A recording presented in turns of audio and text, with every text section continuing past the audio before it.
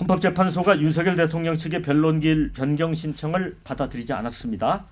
근데 내일 아마 변론 절차 마무리될 것 같고요.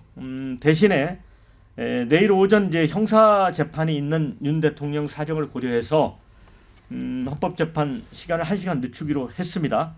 이제 어제 변론은 국회 측이 이제 윤 대통령이 국회의원들을 체포하라고 지시했고 이재명, 한동훈 등 명단을 불러줬다는 이 조지호 경찰청장, 여인영 전 사령관의 검찰 진술조서를 공개했습니다. 또 계엄 직전 열린 국무회의를 공무회의로 보기 어렵다고 한 증언을 한 한덕수, 최상목 등 국무위원 조서도 공개가 됐습니다. 윤 대통령 측은 이에 거세게 항의를 했고요. 이를 증거조사에서 제외를 해야 된다라고 주장을 했는데 받아들여지지 않자 결국 변호인들이 가방을 싸서 심판정을 나가버렸습니다. 또 한 가지 어제 특이했던 일이 이제 출석하기 위해 12시 30분경에 윤석열 대통령이 현재 도착을 했었는데 2시 변론 시작 직전에 도령 구치소로 돌아갔습니다. 글쎄요. 그래서 여러 가지 이제 해석이 다양하게 나오고 있는데 일각에서는 변론기일을 연기해주지 않는 재판부의 불편한 심정을 예둘러 표현한 것 아니냐, 뭐 이런 얘기도 있습니다. 근데 어쨌든 3월 초 중순 중에 선고가 내려질 수 있을 것 같은데 강윤성 기자님, 네. 어제 대통령은 왜 돌아갔을까요?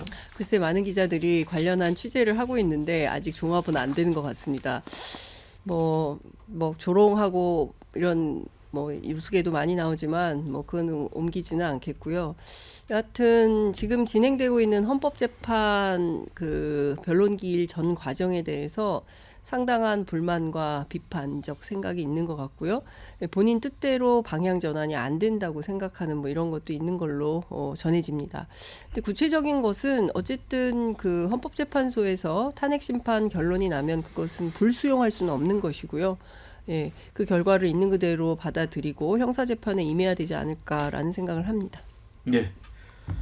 어제 이제 조대현 변호사가 이제 나가버렸잖아요. 그런데 이분은 이제 과거에 헌법재판관도 하셨던 분 아닙니까? 왜 나갔을까요? 그분? 이제 헌재의 이제 편향성 문제, 속도적 문제, 이거를 다시 한번 좀 강조를 한 것 같아요. 직접 재판정을 퇴정을 하면서 뭐 가방을 다 싸고 나갔다 그러더라고요. 그래서 강하게 이제 어떤 행동을 보여서라도 재판정에 있던 그 헌재 재판관들의 이제 속도전과 불공정성 문제를 얘기하고 있는 거고요. 그리고 어제 사실은 그 지금 뭐 새로운 신문 직접 증인 신문 이게 아니라 원래 지금까지 했던 것들에 대해서 설명하고 의견 내는 그런 자리였다고 하더라고요. 본래 취지가. 그러다 보니까 뭐 대리인한테 변호 다 일임을 해서 하는 게 낫지 않겠냐 이런 그런 판단도 좀 있었던 것 같고요.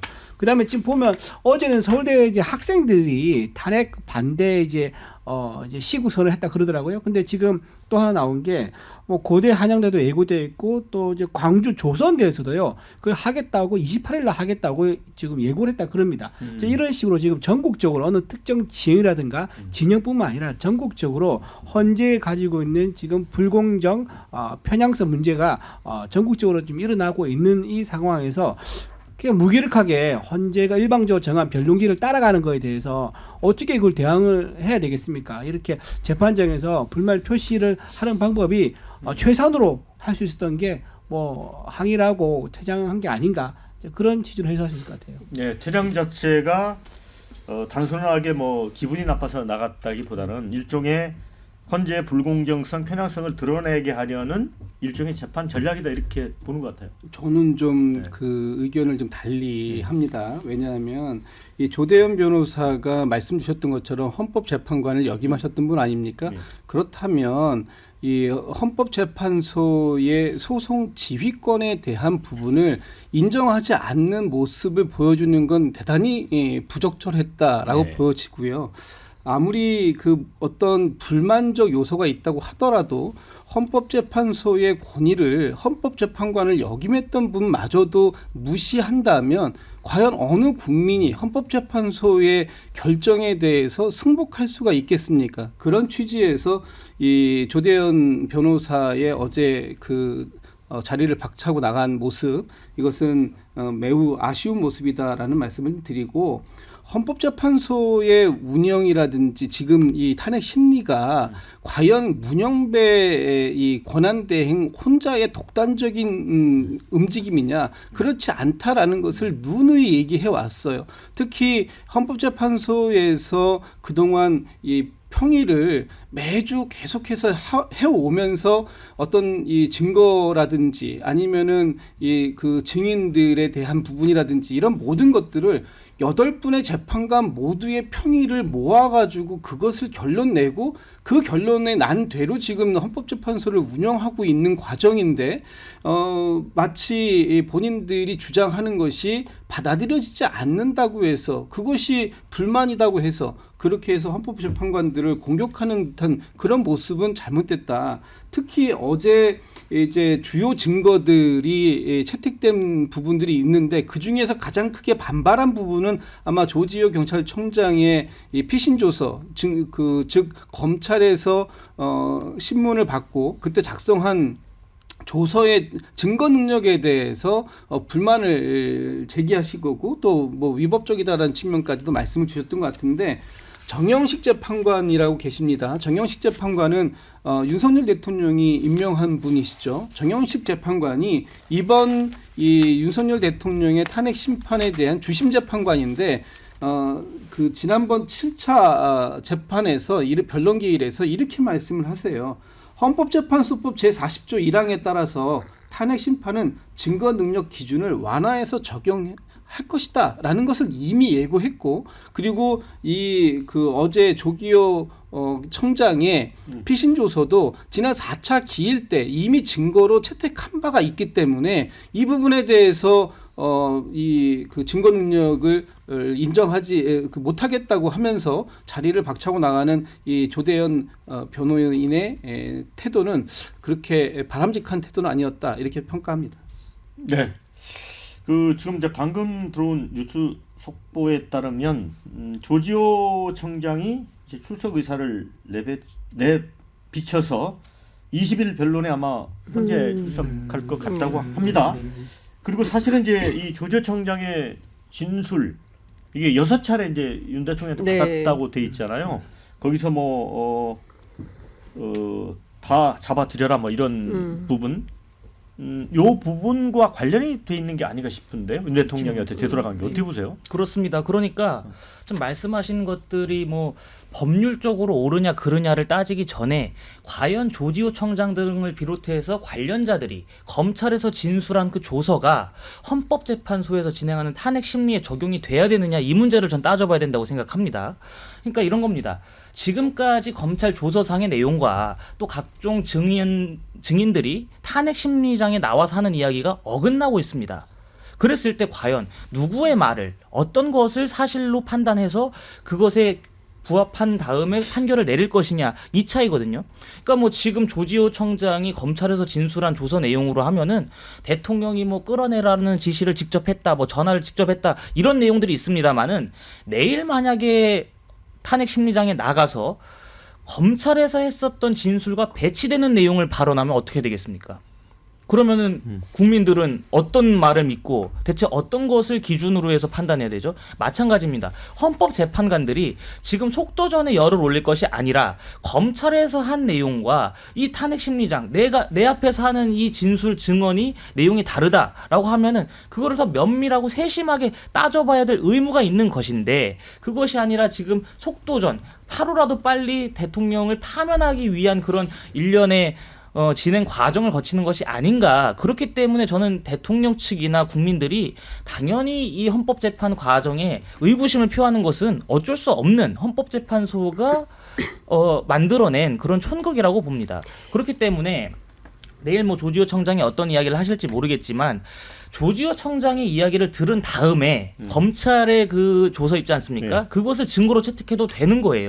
그런데도 불구하고 지금 그렇지가 않은 상황들이 과연 어떻게 이 판결을 내림에 있어서 국민들이 납득할지 헌법재판소가 지금 스스로의 권위를 실추시키고 있다고 봅니다. 제가 조금만 사실관계를 바로잡아야 될 것 같아서 말씀을 좀 드리자면, 어제 헌법재판소에서 문형배 대행이 했던 핵심 발언은 뭐냐면, 이미 지난 변론 기일에서 네. 증거로 다 채택한 검찰 조서에 대해서 공개만 한 거다 이거죠. 아니 그렇죠. 이미 다 채택을 한 증거 자료예요. 근데 그렇죠. 그것에 대해서 진술을 달리하고 있으니까 이거 증거 채택하지 마라라는 거예요. 그러니까 검찰 피신 조서에 대해서 이미 증거 채택을 했어요. 지난 기일에.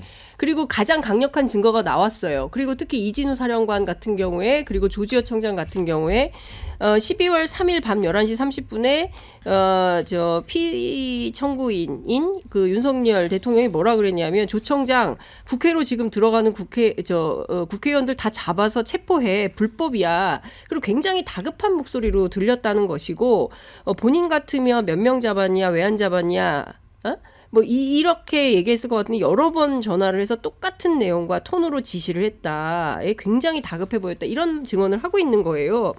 근데 자 보십시오. 일단 헌법재판소에서는 가림막 설치도 되어 있지 않은 가운데 그래도 나를 사령관으로 나를 임명해 준 대통령이 앞에 보고 있어요. 그럼 말하기가 저어되지 않겠습니까?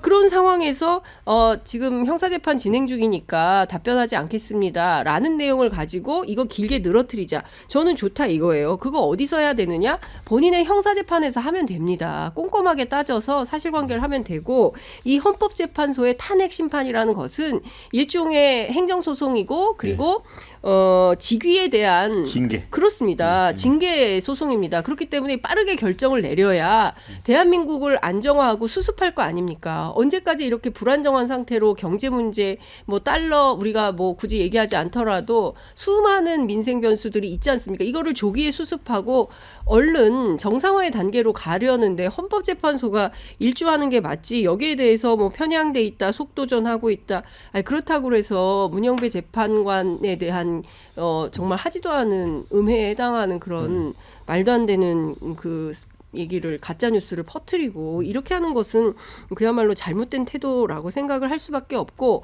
곽종근 사령관, 홍장원 차장 이런 사람들에 대해서 끊임없이 인신공격하면서 문제를 교란시키려고 하는 게 중요한 것은 여론 시장에 전혀 통하지 않고 있다는 아닙니다. 사실입니다. 예. 네.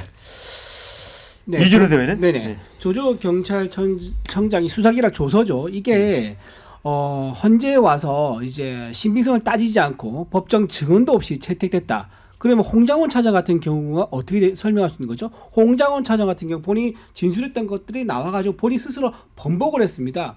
번복을 하고 홍장원 차장이 뭘 번복했어요?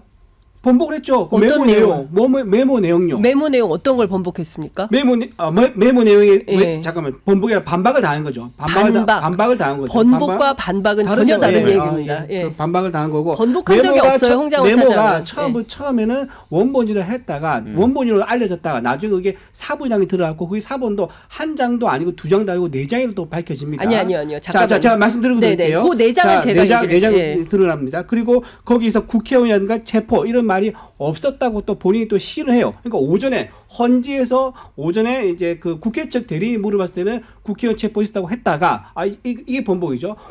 있었다고 했다가 오후에 정영식 재판관이 물어보니까 국회의원 체포가 없었다고 또 말을 또 바꿉니다. 이랬었죠. 또 이 홍장원 차장 메모에 대해서 박서동 의원이 어떻게 유튜브에 진술했냐면은 이 메모는 옆에 있던 수화기 넘어서 들리는 큰 목소리 때문에 옆에서 보좌관이 직접 듣고 받아 쓴 거다라고 해요. 근데 알고 보니까 어떻습니까? 본인이 직접 썼다고 했고 자기가 못 알아본다고 얘기를 했을 정도예요. 그리고 그 썼던 장소도 다릅니다. 처음에는 제가 조금만 시간이 없기 때문에 말씀 제가 드리고 하죠.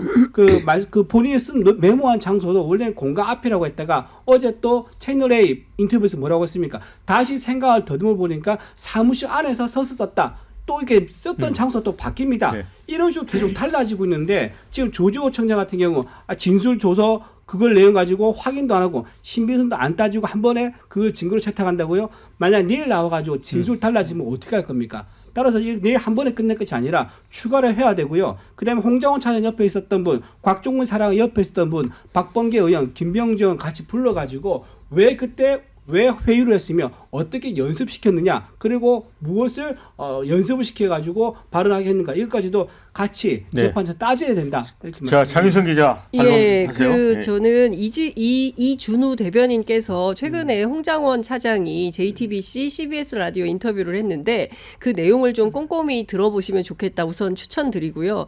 첫 번째 내장이라니요. 내장을 작성한 일이 없습니다. 내장의 한 버전이 장이에요. 나왔어요. 아니 한 장이에요, 한 장. 그래서 본인이 돌려받은 증거로 요새는 워낙 디지털 증거로 하기 때문에 다 촬영을 해놓고 본인에게 원본을 돌려주더라 해서 그거 가지고 다니면서 JTBC 가고 CBS 가서 직접 보여줬습니다. 한 장이고요. 조태용 원장이 자, 헌재에서 내장하라고 진술했습니다. 조태용 원장 얘기잖아요. 네. 조태용 원장의 진술과 지금 홍장원 차장의 진술을 착종시켜서 말씀하시면 곤란한 거죠. 조태용 원장이 지금 밑에 우리가 부하직을 얘기한 통해서 확인, 잠시만요. 4가지 버전이 다 확인했지 않습니까? 자, 제가 이준우 대변인 말씀하실 때 끼어들지 않았죠. 네, 조금만 시간을 아까 주십시오. 끼어들어서 저가 그만큼 잠깐만 자, 기다려 주십시오. 그 자, 내장 몇 잠깐만요. 장인가 하는 부분은 중요한 게 그렇게 본질은 아닌 것 아니에요. 같아요. 비본질 그러니까 지금 네. 피소추인 측에서 계속 주장하는 것은 비본질적인 이슈를 가지고 물고 늘어지는 건데 조금 설명을 드리자면 4장이 아니다. 한 장이다. 그리고 그 뭐 글씨가 어떻다 저랬다. 박선원 글씨 아니라는 거 홍장원 차장이 분명히 얘기했고요. 체포의 채자는 없었다. 대통령 말한 대로. 그러나 대통령이 얘기하는 건 뭡니까? 싹 잡아들여. 이번 기회에 싹 정리해. 체포의 채자는 없었지만 다 잡아들이라는 맥락에 체포가 포함이 돼 있습니까? 안 돼 있습니까? 조금이라도 국어 공부를 한 어휘를 아는 사람이라면 윤 대통령의 맥락에 무슨 내용이 포함되어 있는지 다 확인할 수 있습니다. 그런데 지연 말단적인 이슈를 가지고 끊임없이 농박을 하면서 아무런 대세에 지장 없는 이슈를 가지고 저는 그래서 극우 유튜브가 문제인 것 같습니다. 자, 장 기자님 얘기 들었고요. 댓글 소개를 해드리겠습니다. 조지호 청장에게 6번 윤통이 전화했다는 게 그대로 드러난 게 뼈아픈 거지. 이런 의견 주셨고요. 윤석열은 손바닥으로 하늘 가릴 수 없다. 이런 의견. 윤측 변호인들 매너가 바닥이다. 이런 의견. 변호사 조기 퇴근 이런 방법도 있구나. 윤통 감옥 보내려고 작정한 건가. 재판 질질 끄는 것 국민들에게는 피로감만 주고 민폐다. 이런 의견 주셨습니다. 자, 반면에 20일 날 형사재판이 있어서 25일로 미뤄달라는데 그걸 가차없이 거부하다니. 이런 의견. 지난 기일에도 피신 줘서 항의했지만 안 먹힌 거니 어제 또 항의한 것 같다. 그 다음에 추가 시간 좀 달라고 해도 칼같이 자르더라. 방어권 행사에 문제가 있으니 당연 지적할 수 있는 거다. 이런 의견. 왜 헌재 공정성 논란이 나오는지 한번 생각을 해봐라. 이런 의견도 있습니다. 자, 이런 댓글도 있습니다. 대통령 변호인단 전략은 헌재 재판관들 화를 북돋아 혈압으로 보낼 작전인 듯. 약간 코믹한 의견을 주셨습니다.